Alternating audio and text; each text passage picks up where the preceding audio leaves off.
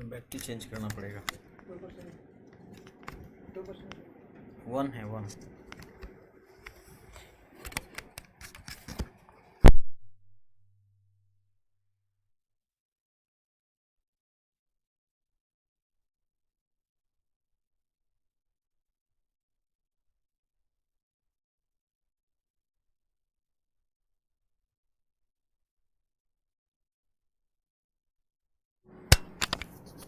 Alright, good afternoon everybody, I hope you are doing very well. आपका बहुत बहुत स्वागत है। You are welcome to complete English course and this is lecture number 44। पिछले class में हम लोगों ने क्या पढ़ा? पिछले क्लास में हम लोगों ने सेंटेंस स्ट्रक्चर्स कुछ नए पढ़े थे, जैसे डिग्री ऑफ कंपैरिजन वाले जो सेंटेंसेस हैं वो पढ़े थे, और क्वेश्चन टैग क्वेश्चंस के बारे में पढ़े थे। ठीक है, तो हमारे जो लेसन्स हैं ज़्यादातर वर्ब कंपोनेंट पे फोकस रहे हैं कि इसके जो 120 फॉर्म्स हैं वो आप सीख लें, और ऑलमोस्ट आप सीख चुके हैं। एक आध चीज़ें रह गई हैं, है ना? ऑब्जेक्ट, कॉम्प्लीमेंट और एडवर्बियल।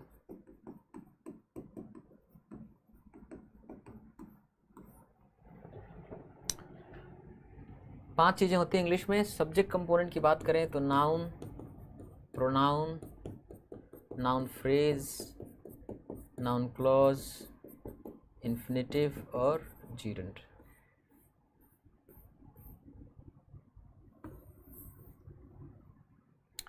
हम इसमें नाउन फ्रेज के बारे में पढ़ रहे हैं।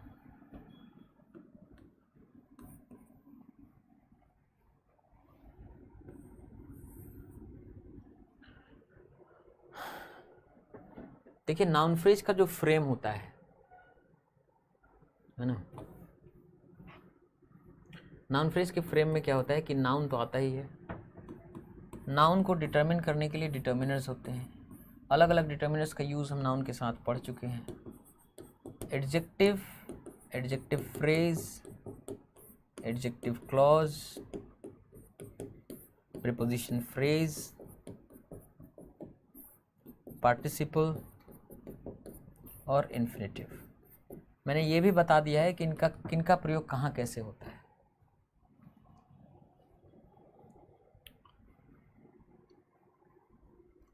मैंने एक पीडीएफ भेजी है ग्रुप में, जो टेलीग्राम ग्रुप है बैच का, उस टेलीग्राम ग्रुप में मैंने एक पीडीएफ भेजी है। उसमें लिस्ट है एडजेक्टिव्स की। कैसे एडजेक्टिव्स? तो कुछ ऐसे एडजेक्टिव्स होते हैं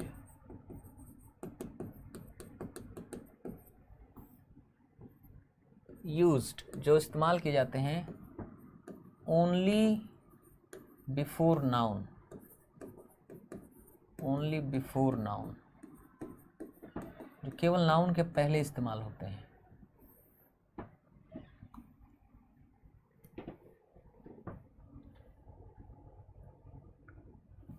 मतलब ये ऐसे एडजेक्टिव्स हैं जिनका नाउन के पहले इस्तेमाल होता है, नाउन के बाद इनका इस्तेमाल नहीं होता।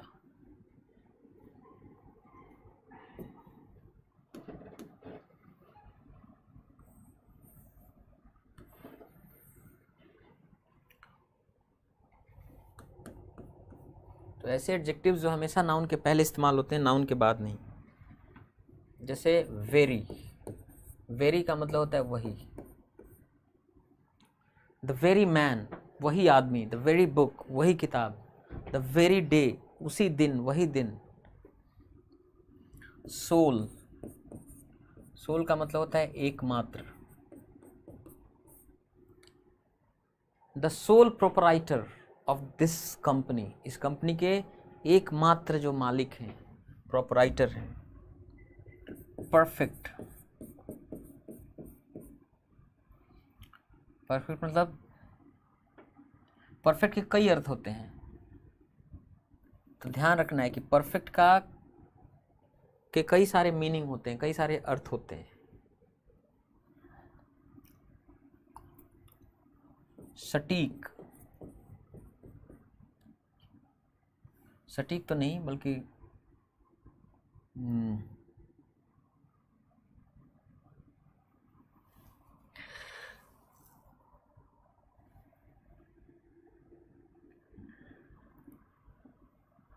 परफेक्ट मतलब संपूर्ण, पूरा। बाकी परफेक्ट के जो मीनिंग्स या अर्थ होते हैं उसमें वो नाउन के बाद भी इस्तेमाल हो सकता है, पर जब परफेक्ट का अर्थ संपूर्ण या पूरा होता है तब वो सिर्फ नाउन के पहले ही इस्तेमाल हो सकता है ना।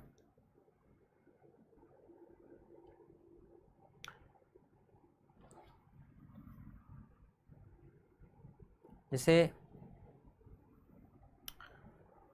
A perfect environment, a perfect environment मतलब नहीं, परफेक्ट इन्वायरमेंट नहीं,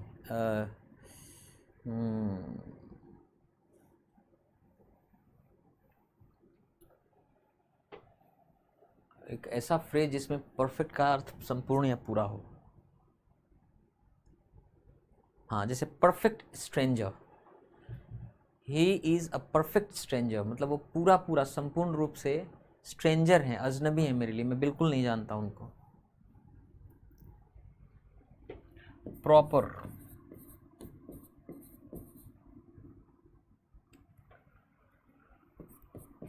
एकदम या पूरी तरह से।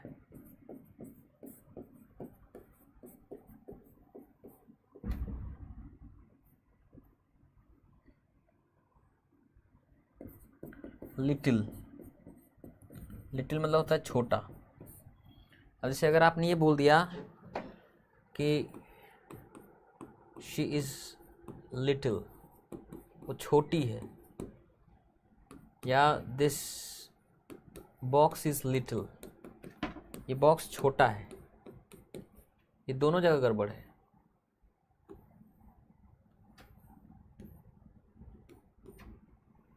क्योंकि लिटिल एक ऐसा एडजेक्टिव है जो हमेशा नाउन के पहले ही इस्तेमाल हो सकता है, बाद में नहीं। तो शी इज स्मॉल या दिस बॉक्स इज स्मॉल, ये आपको लिखना पड़ेगा।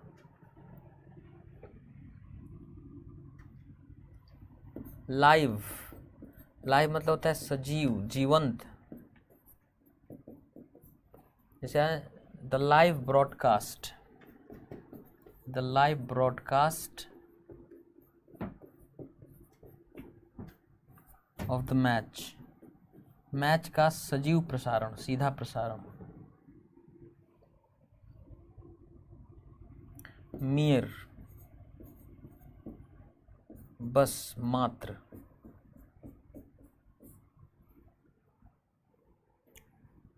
He is a mayor boy, बस एक बच्चा ही तो है ना।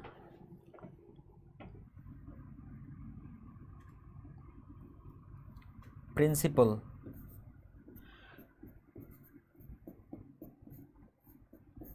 प्रिंसिपल या मेन या चीफ, तीनों का मतलब होता है मुख्य।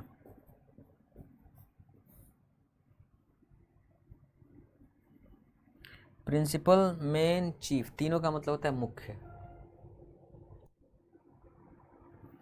एल्डर, एल्डर मतलब बड़ा उम्र में।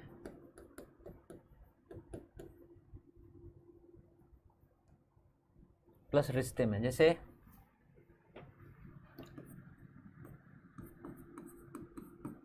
that brother of mine,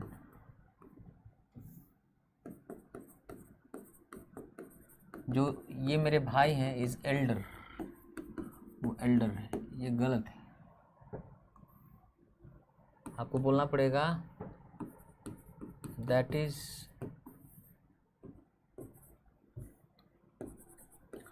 is my elder brother, वो मेरे बड़े भाई हैं।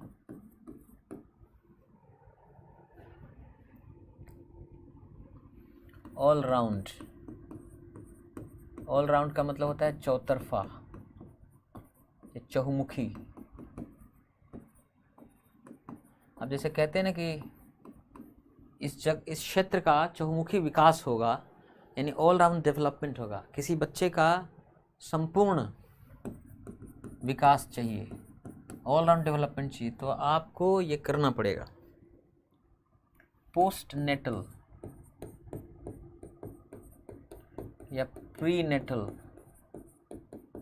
नट का अर्थ है बर्थ से, नट मतलब बर्थ, तो पोस्ट नेटल मतलब जन्म बाद का, प्री नेटल मतलब जन्म पूर्व का।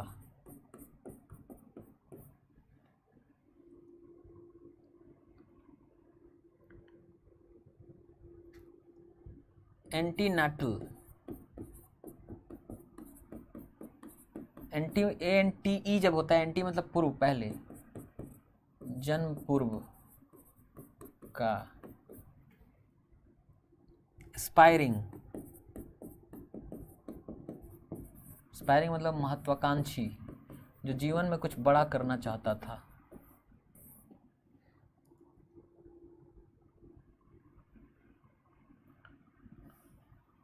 आकांक्षी या इच्छुक, आकांक्षी।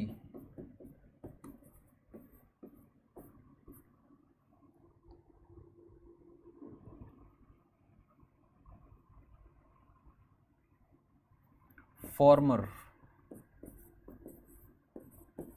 फॉर्मर मतलब पूर्व, जैसे द फॉर्मर प्राइम मिनिस्टर यानी पूर्व प्रधानमंत्री। प्रेजेंट,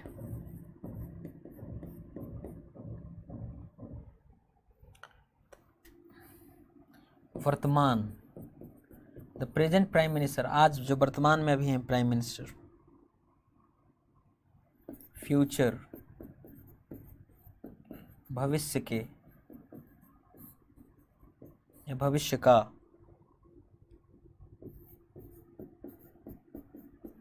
अर्ली मतलब जल्दी, जल्दी वाला। जैसे कोई काम 5 बजे होना था और जैसे वो समय से पहले वाला ही कुछ ऐसी चीज़ है तो अर्ली बोलते हैं। एन अर्ली राइजर यानी जो व्यक्ति सुबह जल्दी जग जाता है ना, an early riser. Late, late मतलब स्वर्गीय। माई लेट ग्रैंडफादर, मेरे स्वर्गीय दादाजी, my late grandfather. Certain, certain मतलब कुछ।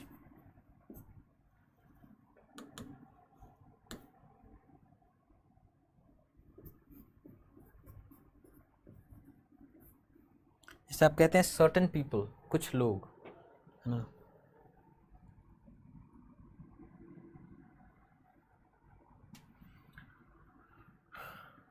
जैसे मेजर, मेजर मतलब होता है बड़ा।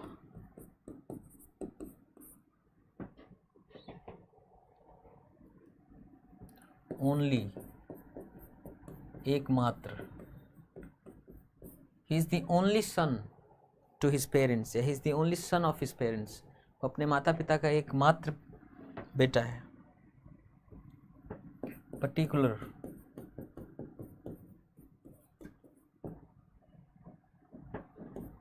एक विशिष्ट, ठीक है। लिमिटिंग, जैसे this is a limiting factor, limiting factor है मतलब ये चीज एक ऐसा कारक है जो बाधाकारी है, बाधाकारी।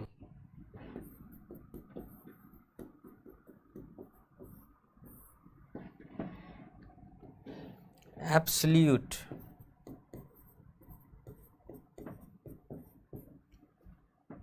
एब्सोल्यूट का मतलब होता है संपूर्ण।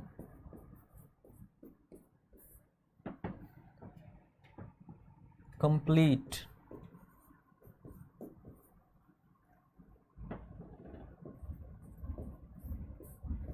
पूरी तरह से।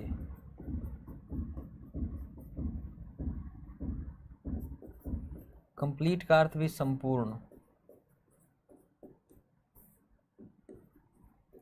या पूरी तरह से जो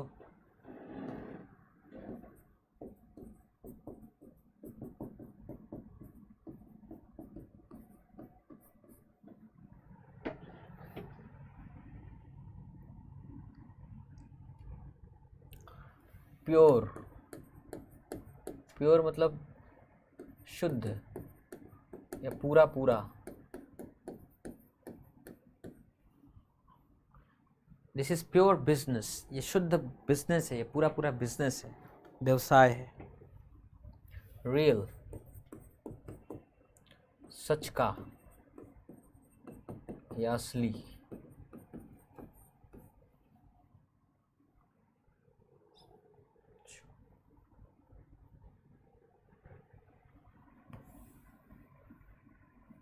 असली नहीं, असलियत का। It was a real shock, it was a real shock मतलब ये एकदम शॉक जैसी चीज थी, शॉक वाली, अचंभित करने वाली चीज थी। रियल मतलब एकदम, सचमुच का।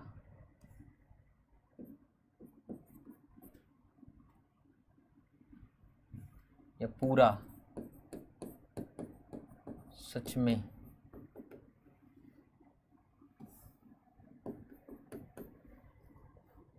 जब रियल मतलब असली होता है तो ध्यान देना है, जब रियल मतलब असली है, या प्योर मतलब जब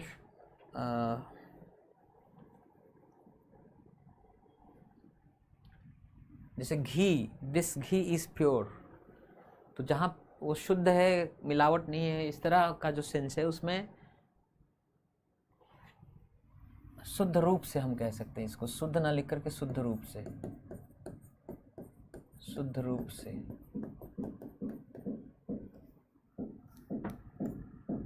या जो पूरा पूरा।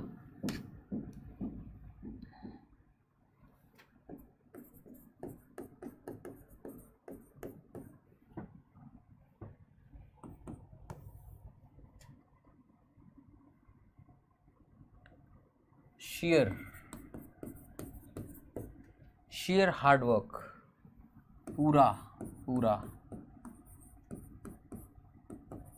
शुद्धतः, शुद्ध रूप से। देखिए शेयर जो है ना पॉजिटिव चीज़ों के लिए लगता है, अच्छी चीज़ों के लिए। नेगेटिव चीज़ों के लिए लिखता है अटर, पूरा पूरा।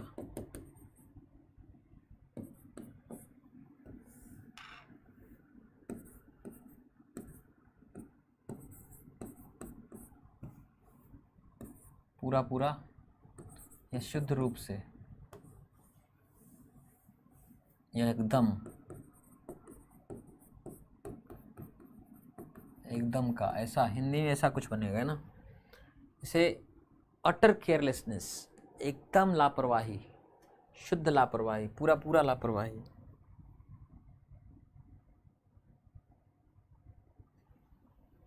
ट्रू, सच का या सचमुच का। ट्रू लीडर, सचमुच का एक नेता। डेडिकेटेड, डेडिकेटेड का मतलब होता है समर्पित।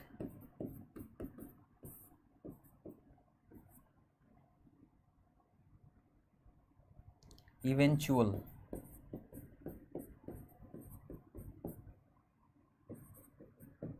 इवेंचुअल मतलब अंतिम का या अंतिम वाला।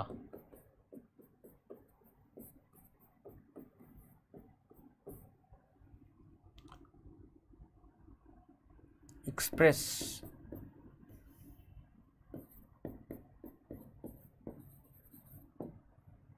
एक्सप्रेस मतलब स्पष्ट।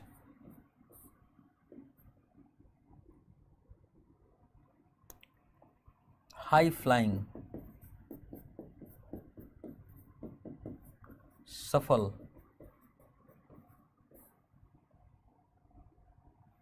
लोन,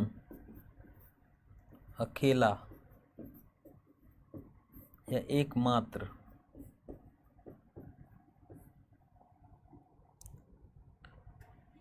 रोग, दुष्टतापूर्ण,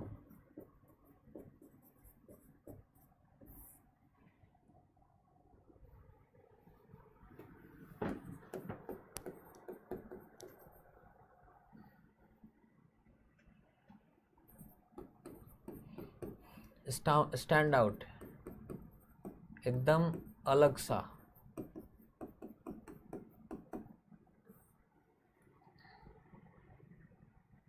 अल्टीरियर,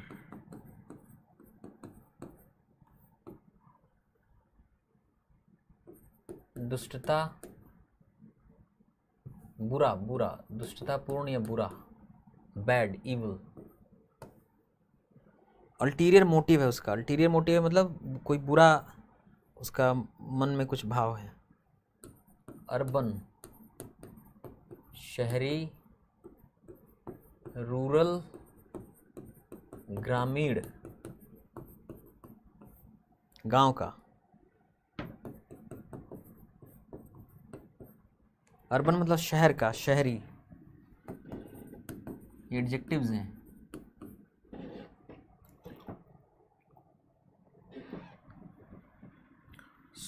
सदर्न, सदर्न मतलब दक्षिणी। सेम मतलब वही, एग्जैक्ट, एग्जैक्ट मतलब वही। काउंटलेस,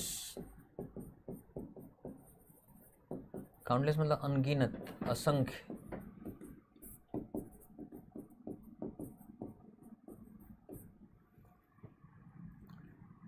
इंडोर,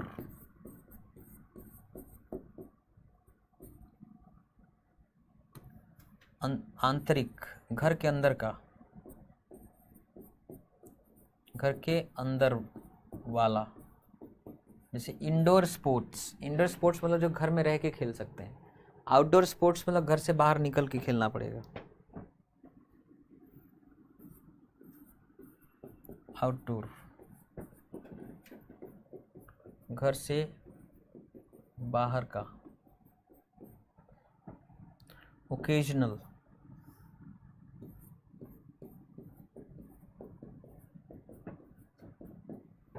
ओकेजनल मतलब कभी कभार वाला, कभी कभार होने वाला।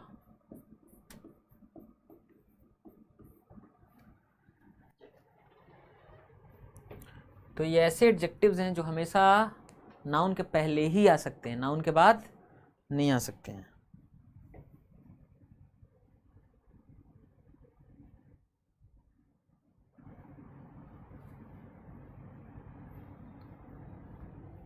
अब एक कुछ ऐसे एडजेक्टिव्स होते हैं,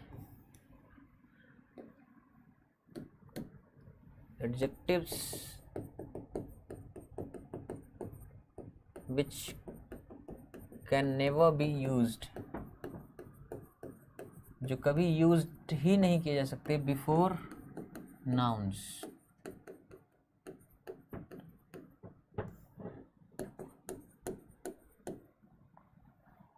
नेवर यूज बिफोर नाउन्स यानी किसी नाउन के पहले आप इन एडजेक्टिव्स का प्रयोग कर ही नहीं सकते हैं। जब भी होगा तो किसी नाउन प्रोनाउन के बाद ही होगा। हम ऐसे एडजेक्टिव की बात करने वाले हैं।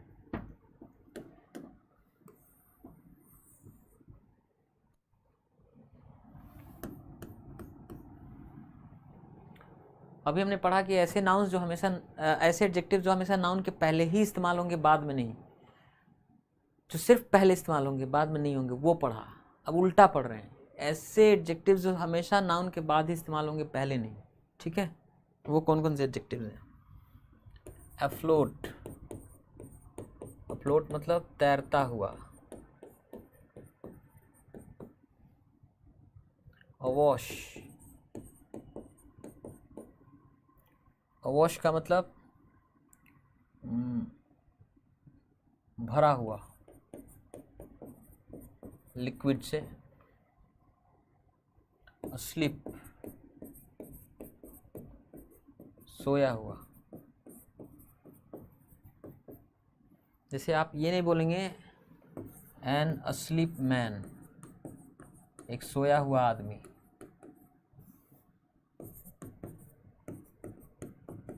सोया हुआ आदमी।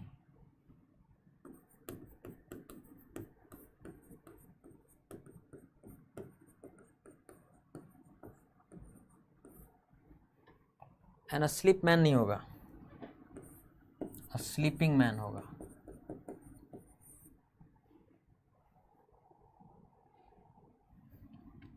क्योंकि ये ऐसे एडजेक्टिव्स हैं जिनका इस्तेमाल नाउन के पहले हो ही नहीं सकता कभी।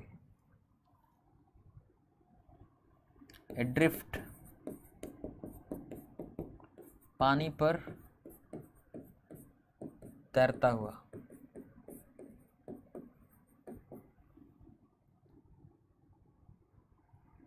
अवेक, अवेक मतलब जागा हुआ या जागृत, जाग रहा।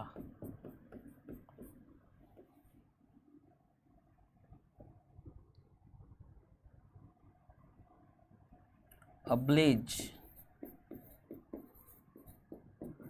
अब्लेज मतलब जलता हुआ।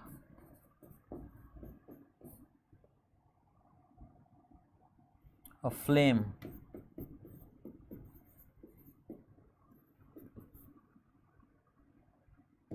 लपटों में जलता हुआ।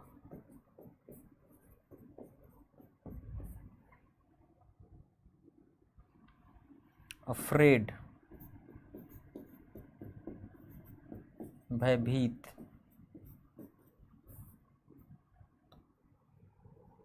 एन अफ्रेड बॉय, एक भयभीत लड़का।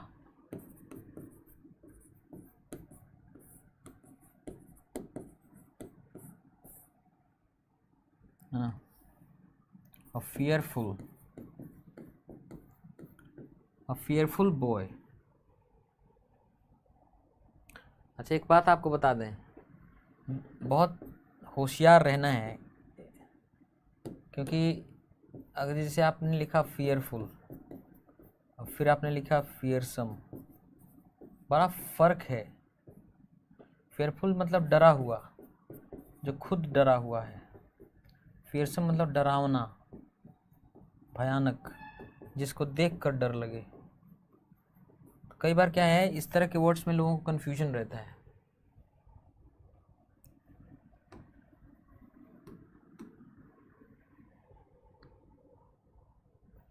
ए ग्लो,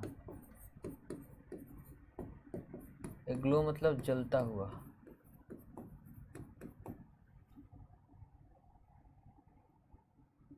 ए घास्ट,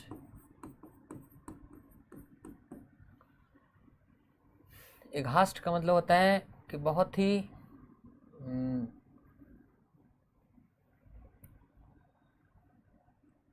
आपको अच्छा भी नहीं लगता है, अचंभित है कि अरे यार ये कैसे कोई कर सकता है, इतना बुरा काम बताओ, सरेआम इसने ऐसा कर दिया। अघास्ट है, तो अघास्ट है मतलब आप उसको लेकर के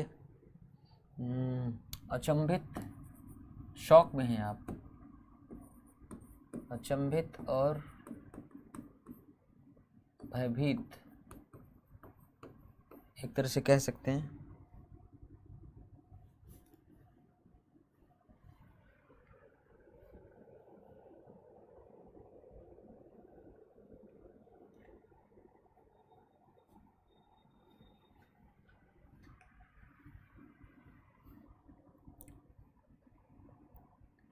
अलर्ट, चौकन्ना।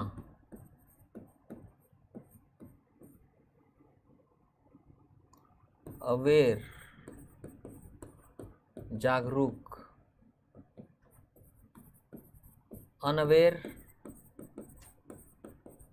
बेखबर, जिसको किसी चीज का मालूम ना हो, जागरूक ना हो। अलाइक, एक तरह का। एलोन, अकेला, एक अकेला आदमी। एन अलोन मैन, ऐसा नहीं लिख सकते आप,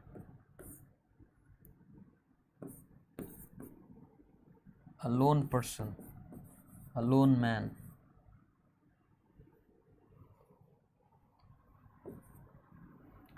अलोन का नाउन के पहले कभी इस्तेमाल होता ही नहीं है।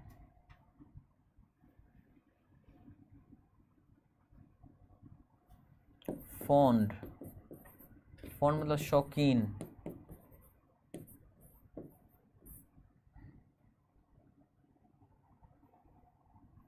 ग्लैड, ग्लैड मतलब खुश।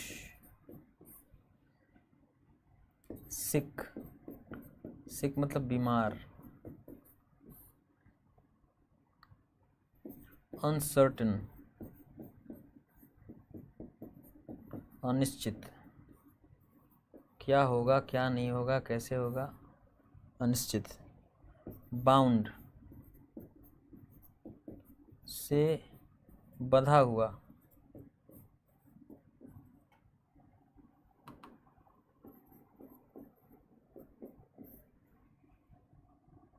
इंक्लाइंड, की तरफ झुका हुआ।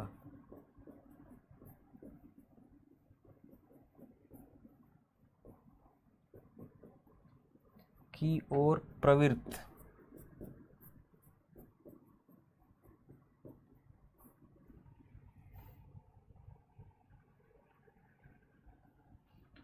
कुछ नाउन्स ऐसे होते हैं जहाँ पे आप देखेंगे कि उसमें एडजेक्टिव बाद में आता है, जैसे सेक्रेटरी, सेक्रेटरी जनरल, महासचिव।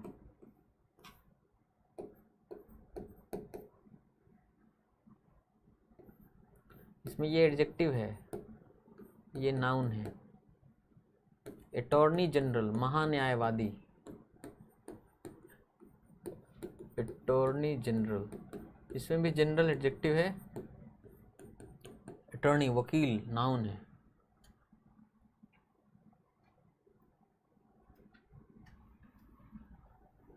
प्रेसिडेंट इलेक्ट, प्रेसिडेंट इलेक्ट, ये एडजेक्टिव है, ये नाउन है। देखिए क्या होता है, अमेरिका में जो चुनाव होता है प्रेसिडेंट का, उसमें अभी एक प्रेसिडेंट अभी कार्यकाल पूरा नहीं किया रहता, अभी 3 महीने बाकी ही रहते हैं, तब तक नया प्रेसिडेंट चुन लिया जाता है। तो असली प्रेसिडेंट तो अभी पुराना वाला ही रहता है, पर जो नया प्रेसिडेंट चुन लिया गया होता है उसको हम प्रेसिडेंट इलेक्ट बोलते हैं। नोबेल लॉरिएट,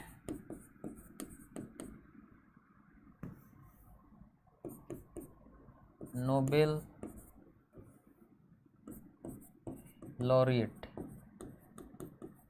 या पोएट लॉरिएट। लॉरिएट का मतलब होता है अति विद्वान, ये एडजेक्टिव है, ये नाउन है।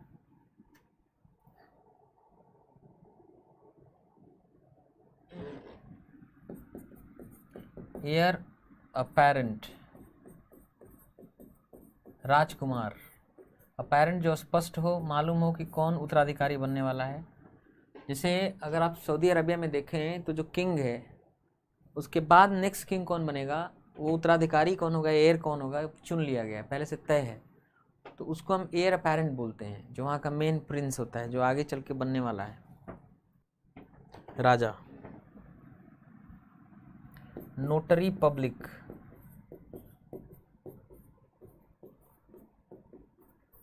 ये एडजेक्टिव है, ये नाउन है। कोर्ट मार्शल, कोर्ट न्यायालय एडजेक्टिव है। मार्शल मतलब होता है सैन्य, सेना से संबंधित, ये एडजेक्टिव है। तो ये कुछ ऐसे नाउन्स हैं जिनमें आप देखेंगे कि नाउन पहले है, एडजेक्टिव बाद में आता है। और जब आप इनका प्लुरल बनाएंगे ना, तब भी ध्यान रखना है, सेक्रेटरीज जनरल भी बोल सकते हैं, सेक्रेटरीज जनरल्स भी बोल सकते हैं, और सेक्रेटरी जनरल्स भी बोल सकते हैं, तीनों बोल सकते हैं। अटॉर्नीज जनरल भी बोल सकते हैं, अटॉर्नी जनरल्स भी बोल सकते हैं। प्रेसिडेंट इलेक्ट बोलना पड़ेगा, लेकिन नो हाल नहीं, प्रेसिडेंट इलेक्ट्स भी बोल सकते हैं, प्रेसिडेंट्स इलेक्ट भी बोल सकते हैं, प्रेसिडेंट इलेक्ट्स भी बोल सकते हैं। नोबेल लॉरिएट्स बोलना पड़ेगा, इसको हटा ही देते हैं क्योंकि इसका पोएट लॉरिएट भी बोल सकते हैं, पोएट्स लॉरिएट भी बोल सकते हैं और पोएट लॉरिएट्स भी बोल सकते हैं, 3 तरीके से। एयर्स अपैरेंट भी बोल सकते हैं। एक बार देखते हैं जरा डिक्शनरी क्या बोलता है इनके प्लूरल के बारे में, बिकॉज थोड़ा सा मुझे आई एम नॉट श्योर थोड़ा चीज़ को लेकर, तो इसको देख लेते हैं ये क्या बोलता है।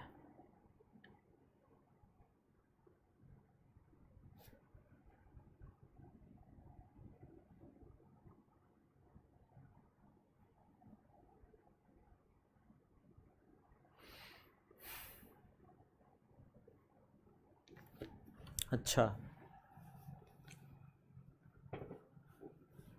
फिर तो इसका भी देखना पड़ेगा।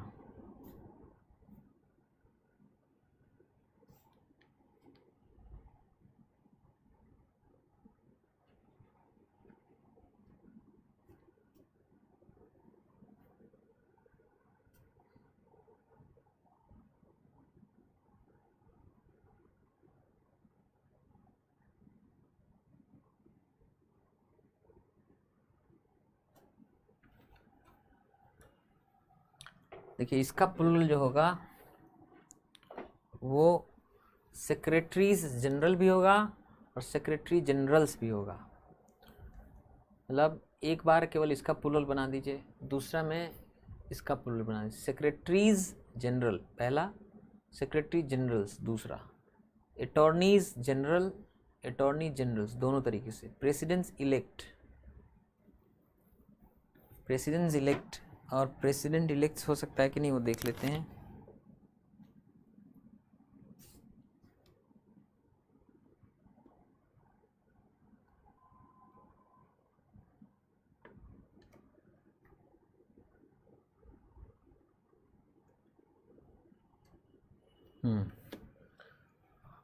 तो इनका तो दोनों तरीके से बन सकता है प्लूरल।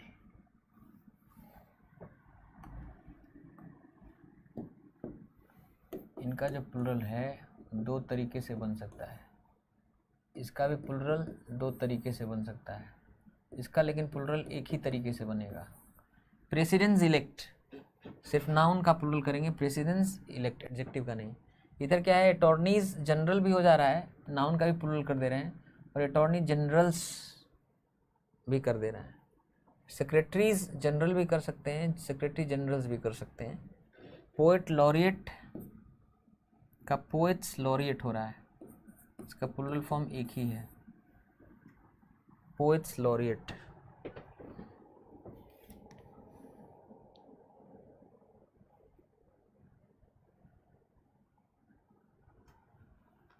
पोएट्स नहीं, 2 तरीके से, पोएट्स लॉरिएट भी और पोएट लॉरिएट्स भी। एयर अपैरेंट का सिर्फ एक ही तरीके से, केवल एयर्स अपैरेंट होता है। नोटरीज पब्लिक, नोटरीज पब्लिक, नोटरी पब्लिक्स होता है कि नहीं देख लेते हैं।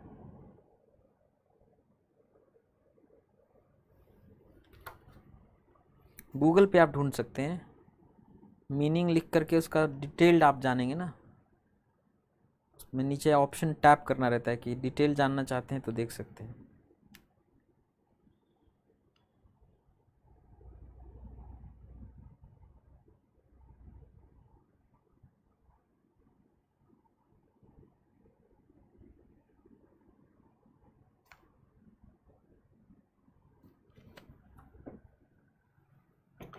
नोटरीज पब्लिक इसका एक ही तरीके से बनेगा।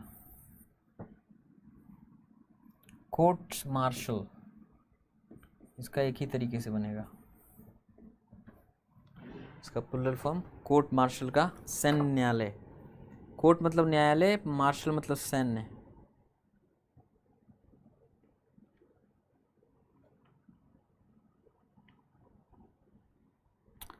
देखिए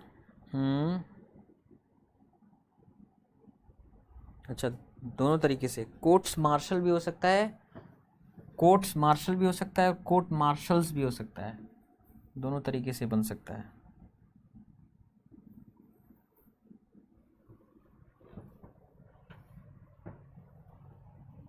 तो ये ऐसे एडजेक्टिव्स हैं जो नाउन के पहले कभी नहीं आते, इनका इस्तेमाल हमेशा नाउन प्रोनाउन के बाद ही होता है।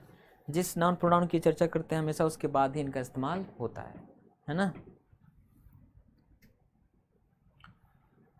अब क्या है, जैसे कोई मल्टीपल अगर एडजेक्टिव्स आ जाते हैं किसी नाउन फ्रेज में, तो आप सबसे पहले मान लीजिए डिटर्मिनर लिखेंगे, डिटर्मिनर के बाद आप क्या लिखेंगे, अंत में आप लिखेंगे नाउन। लेकिन इस बीच में अगर मल्टीपल एडजेक्टिव्स हैं तो उन एडजेक्टिव्स का क्रम, सीक्वेंस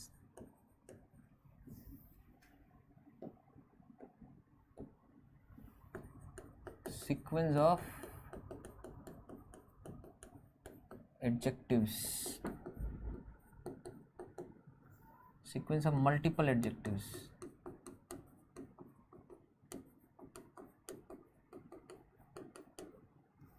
अगर कई सारे एडजेक्टिव्स हैं तो उनका सीक्वेंस क्या होगा, सबसे पहले असेसमेंट, कि वो कैसा है, चीप है सस्ता है, कि एक्सपेंसिव है महंगा है, गुड है अच्छा है, कि बैड है, कि नाइस है, कि ब्यूटीफुल है, कि इंटेलिजेंट है, तेज है। पहले असेसमेंट, मूल्यांकन, ठीक है। उसके बाद साइज,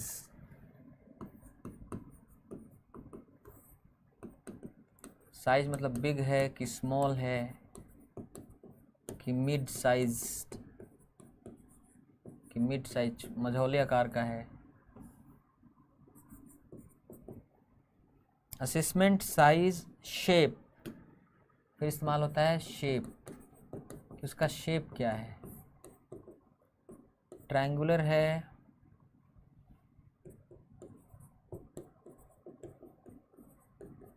ट्रायंगुलर है कि सर्कुलर है, कि स्क्वायर है, कोनिकल है, शंक्वाकार, शंकु के आकार का है, किस आकार का है, शेप क्या है। उसके बाद assessment, size, shape, as,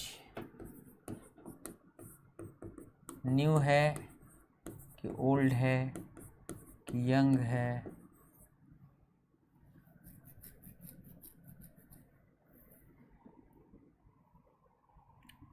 ancient बहुत प्राचीन। Size, shape, assessment, size, shape, age, colour,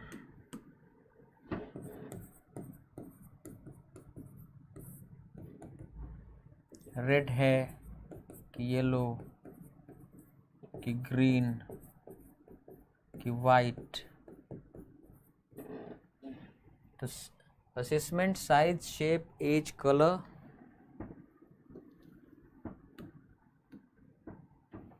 origin, origin मतलब नेचुरल है, प्राकृतिक, आर्टिफिशियल है, कृत्रिम, इंडियन है, या इटालिक है, इटालियन है। ओरिजिन मूल, कहाँ से पैदा हुआ है।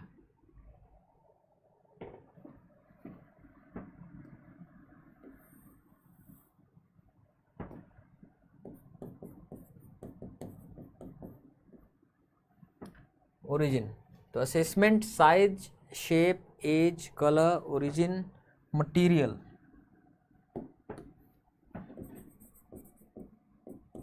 मटेरियल किस चीज से बना है, अर्थन मिट्टी का, या वुडन लकड़ी का, या प्लास्टिक प्लास्टिक का। पर्पस,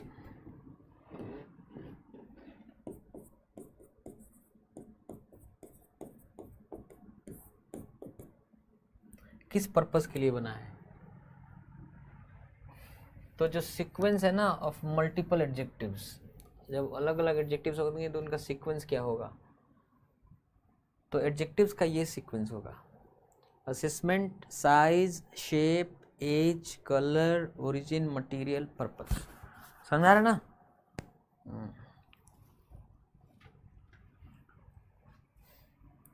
पहले क्वालिफाइंग एडजेक्टिव,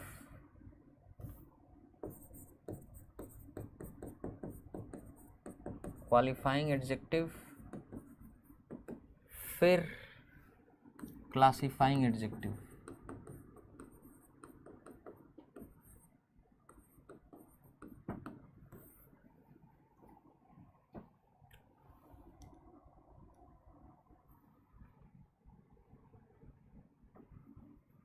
फिर noun modifier,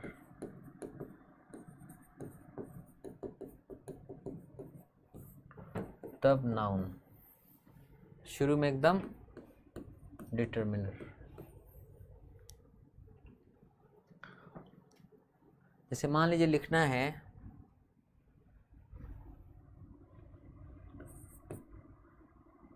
a big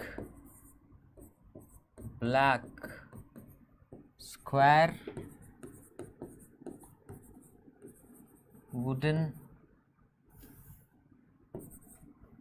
wooden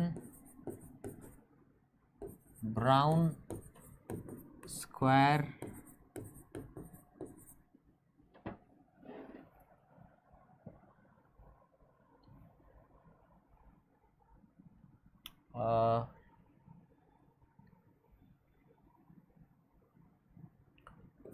box. अब देखिए सबसे पहले तो इसमें हो गया डिटर्मिनर, सबसे पहले हो गया डिटर्मिनर, उसके बाद क्या हो गया, नाउन।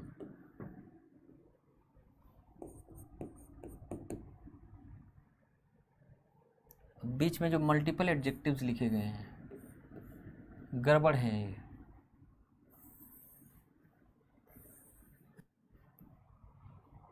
क्योंकि सबसे पहले क्या होना चाहिए, असेसमेंट। इसमें असेसमेंट क्या होगा, कुछ असेसमेंट है ही नहीं। चलिए असेसमेंट के बाद साइज, तो साइज क्या होना चाहिए, बिग, ठीक है। शेप, शेप क्या होना चाहिए, स्क्वायर। एज, एज तो है नहीं, size shape age. Colour, colour क्या होना चाहिए, ब्राउन। तो असेसमेंट नहीं है, साइज है, शेप है, एज नहीं है, कलर है। ओरिजिन, ओरिजिन नहीं लिखा है। मटेरियल, मटेरियल क्या है,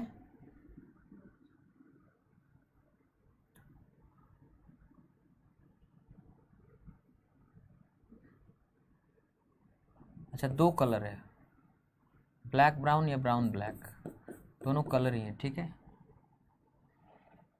तो साइज हो गया, शेप हो गया, एज नहीं है, कलर है। मटेरियल, तब मटेरियल, ओरिजिन नहीं है तो मटेरियल है, ये सही होगा कि a big square brown black wooden box.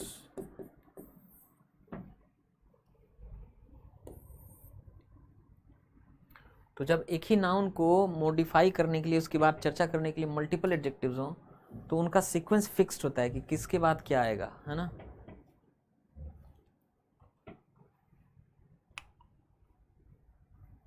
एक बात हमेशा याद रखिएगा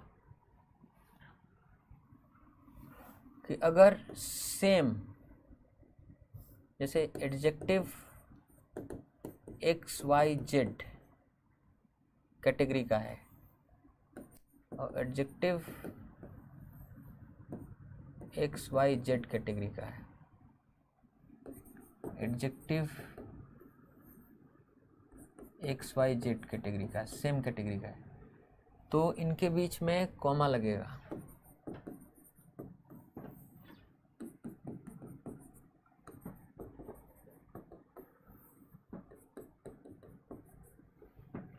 जैसे यहाँ कॉमा लगेगा, कॉमा लगेगा, कॉमा लगेगा, अंत में कोऑर्डिनेटिंग कंजंक्शन होगा।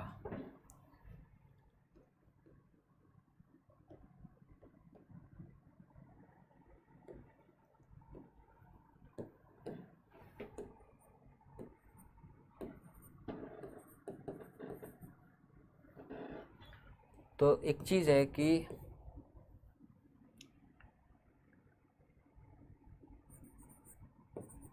Multiple adjectives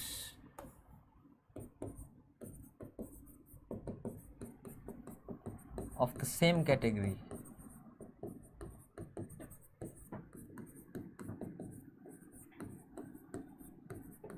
are used with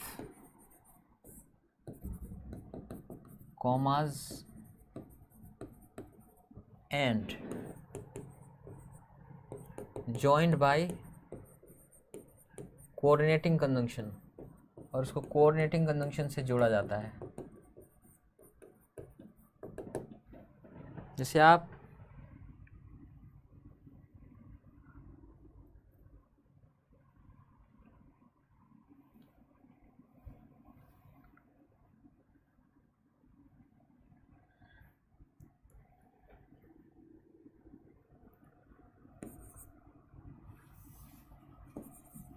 white, blue, black and red balloons, ये नाउन है।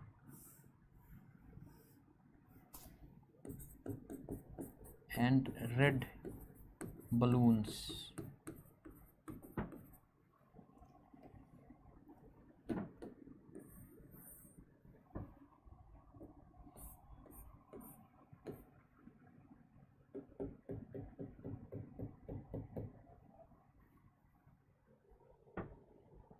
White, blue, black and red balloons, क्योंकि सब कलर बता रहे हैं ना, ये भी कलर बता रहा है, ये भी कलर बता रहा है, ये भी कलर बता रहा है, ये भी कलर बता रहा है, सब कलर बताने वाले हैं, एक ही कैटेगरी के एडजेक्टिव्स हैं, तो उनको आपने कॉमा से सेपरेट किया।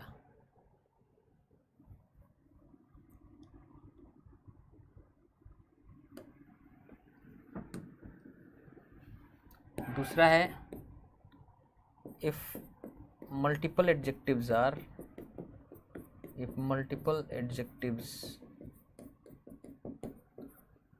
of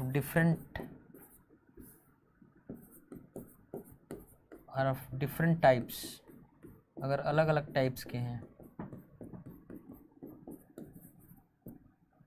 commas are not used,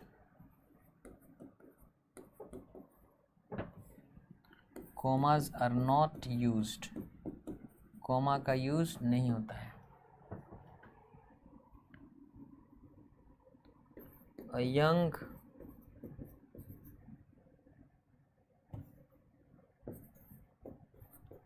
angry man, गलत है। A young and angry man, ये भी गलत है। क्यों? देखिए, यंग क्या है, एज बता रहा है, एंग्री क्या बता रहा है, असेसमेंट बता रहा है, दोनों अलग अलग तरह के एडजेक्टिव्स हैं, तो उनको न कॉमा से कॉमा यूज़ करेंगे, ना ही कोऑर्डिनेटिंग कंजंक्शन यूज़ करेंगे। कॉमास और coordinating conjunctions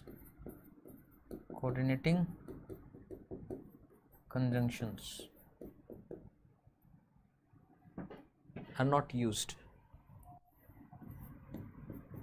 A young angry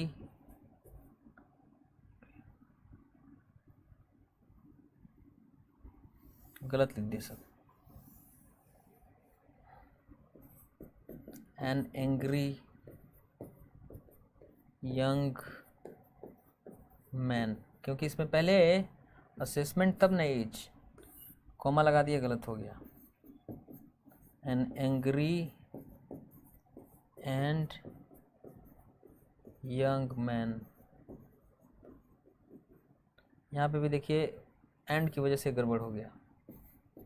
An angry young man,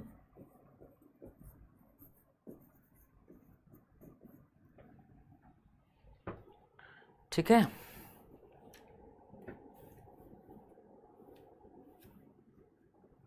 multiple adjectives अगर अलग अलग टाइप के हों तो बीच में कॉमा या फुल कोऑर्डिनेटिंग कंजंक्शन का इस्तेमाल नहीं होता है।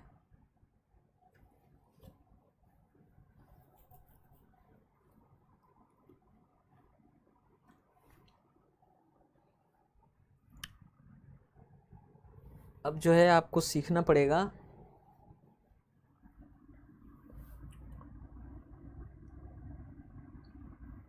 कि जब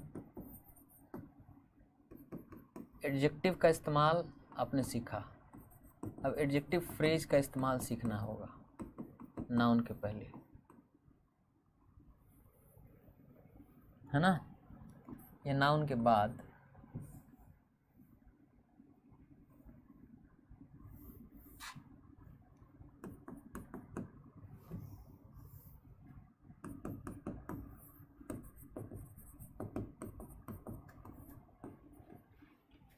तो एडजेक्टिव फ्रेज जब बनेगा तो उसमें क्या होगा, एडजेक्टिव होगा, उस एडजेक्टिव के लिए क्या आएंगे, एडवर्ब्स आएंगे।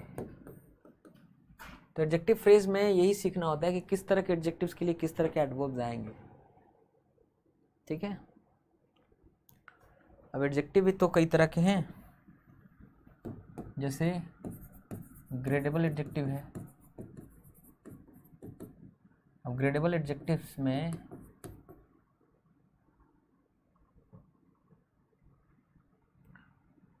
और non gradable adjectives.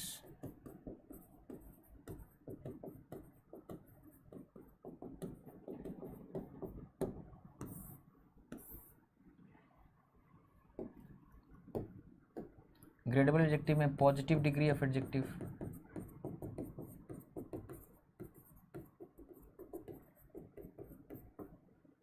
Comparative degree adjective,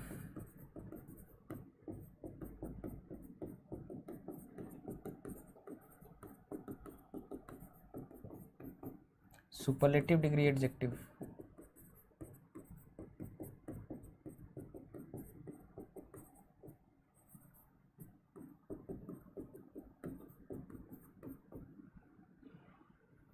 as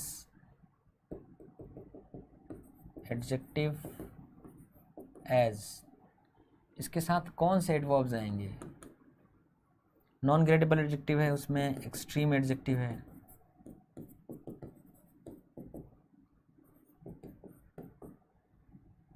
absolute adjective है,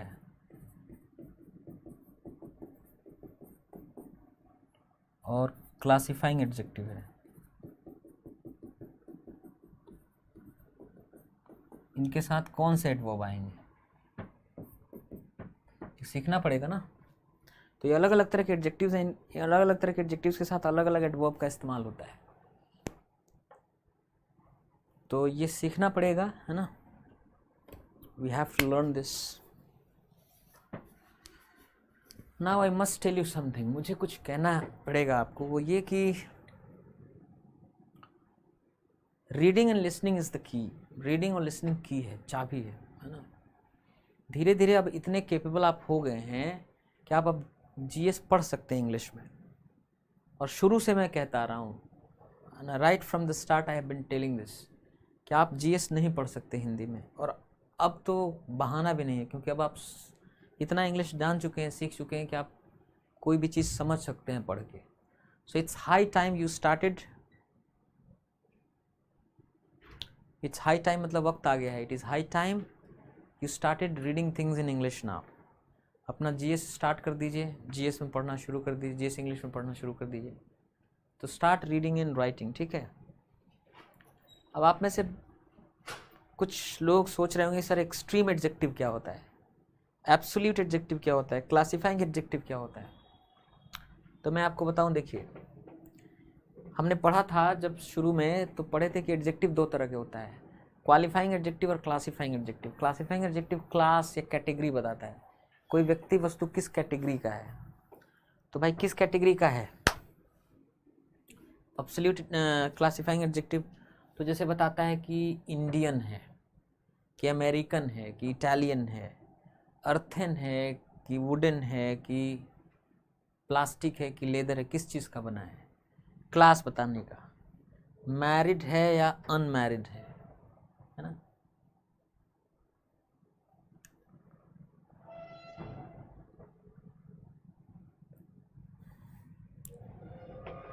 इसी से मिलता जुलता, क्लासिफाइंग एडजेक्टिव से ही मिलता जुलता एब्सोल्यूट एडजेक्टिव होता है। इसका नाम एब्सोल्यूट एडजेक्टिव इसलिए है क्योंकि ये ऐसी मतलब ये ऐसे एडजेक्टिव्स होते हैं कि या तो ये होते हैं यस, या नहीं होते नो, थोड़ा या ज़्यादा नहीं होता, या तो यस होगा या ना होगा। जैसे डेड, डेड मतलब मृत होता है, वो एब्सोल्यूट एडजेक्टिव है।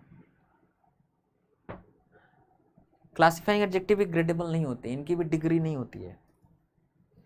जैसे आप कोई चीज़ क्लासिफाइंग एडजेक्टिव है, जैसे मान लीजिए कि आपने कहा कि ट्रायंगुलर, त्रिभुजाकार, तो आप ये नहीं कह सकते वेरी ट्रायंगुलर, बहुत त्रिभुजाकार, लेस ट्रायंगुलर, कम त्रिभुजाकार, मोर ट्रायंगुलर, और ज़्यादा त्रिभुजाकार, ये सब नहीं बोल सकते। अलग अलग ग्रेड्स नहीं हो सकता क्लासिफाइंग एडजेक्टिव का। एब्सोल्यूट एडजेक्टिव का भी अलग अलग ग्रेड नहीं होता है। जैसे डेड मतलब मृत होता है, अलाइव मतलब जीवित होता है, तो या तो आदमी डेड होता है या अलाइव होता है। मोर dead, less dead, most dead, ऐसा नहीं होता है। वेरी डेड कि बहुत मृत, ऐसा नहीं होता है एब्सोल्यूट एडजेक्टिव्स भी। तो एब्सोल्यूट एडजेक्टिव और क्लासिफाइंग एडजेक्टिव एक जैसे की होते हैं और ग्रेडेबल नहीं होते हैं, ठीक है। एक्सट्रीम एडजेक्टिव क्या होता है? कुछ एडजेक्टिव्स ऐसे होते हैं कि जिस क्वालिटी को दिखाते हैं उस क्वालिटी का एक्सट्रीम लेवल दिखाते हैं, हाईएस्ट लेवल दिखाते हैं, हाइट दिखाते हैं। जैसे आप बहुत एकदम गुस्से में हैं तो आप कहते हैं फ्यूरियस, तो जब फ्यूरियस कह दिया इसका मतलब ही वेरी वेरी एंग्री, बहुत गुस्सा में। अब अगर एक्सट्रीम एडजेक्टिव है तो उसके साथ ये कहना कि वेरी फ्यूरियस गलत हो जाएगा, क्योंकि फ्यूरियस का मतलब होता है अत्यंत क्रुद्ध, बहुत गुस्से में। तो जब बहुत गुस्से में है तो वेरी कैसे कह सकते हैं? टाइनी मतलब होता है बहुत छोटा, वेरी वेरी स्मॉल। अब वेरी टाइनी कैसे कह सकते? टाइनी का मतलब ही तो बहुत छोटा हो गया, उसमें वेरी शब्द लगाने का कोई मतलब नहीं है। उसी तरह से अगर लिखा है बॉइलिंग, तो बॉइलिंग का मतलब ही होता है बहुत गर्म, वेरी बॉइलिंग नहीं कह सकते। फैंटास्टिक का मतलब ही होता है बहुत अच्छा, तो वेरी फैंटास्टिक नहीं कह सकते। वंडरफुल का मतलब ही होता है बहुत अच्छा, तो वेरी वंडरफुल नहीं बोल सकते। तो ऐसे एक्सट्रीम एडजेक्टिव होते हैं। तो आपको extreme adjective, absolute adjective, classifying adjective की लिस्ट आप खुद से गूगल करके निकाल सकते हैं, कल हम भी दे देंगे। आप गूगल पे लिखेंगे ना कि लिस्ट ऑफ एक्सट्रीम एडजेक्टिव्स या एब्सोल्यूट एडजेक्टिव्स या क्लासिफाइंग एडजेक्टिव्स, तो खुल जाते हैं रिसोर्सेज। तो हमें ये सीखना होगा कि एक्सट्रीम एडजेक्टिव्स के साथ तो वेरी इस्तेमाल नहीं हो पा रहा है, एक्सट्रीम एडजेक्टिव के साथ मोर या मोस्ट इस्तेमाल नहीं हो पा रहा है, और कौन कौन से एडवर्ब्स हैं जो इस्तेमाल नहीं होते हैं, और आखिर होंगे तो कौन से एडवर्ब्स होंगे जो इनके साथ इस्तेमाल होंगे। वैसे ही एब्सोल्यूट एडजेक्टिव और क्लासिफाइंग एडजेक्टिव में कि कौन कौन से एडवर्ब्स हैं जो इस्तेमाल नहीं होते हैं, कौन कौन से एडवर्ब्स हैं जो हो सकते हैं। Similarly positive degree of adjective है तो इसके साथ हर तरह का एडवर्ब इस्तेमाल नहीं होता है, तो कुछ एडवर्ब्स हैं जो नहीं होते हैं वो जानना पड़ेगा, कुछ होते हैं जो इस्तेमाल हो सकते हैं, तो कौन हो सकते हैं वो जानना पड़ेगा, कौन नहीं हो सकते वो नहीं जानना पड़ेगा, ठीक है। तो I will teach you tomorrow, so that's it for today, see you tomorrow, bye bye.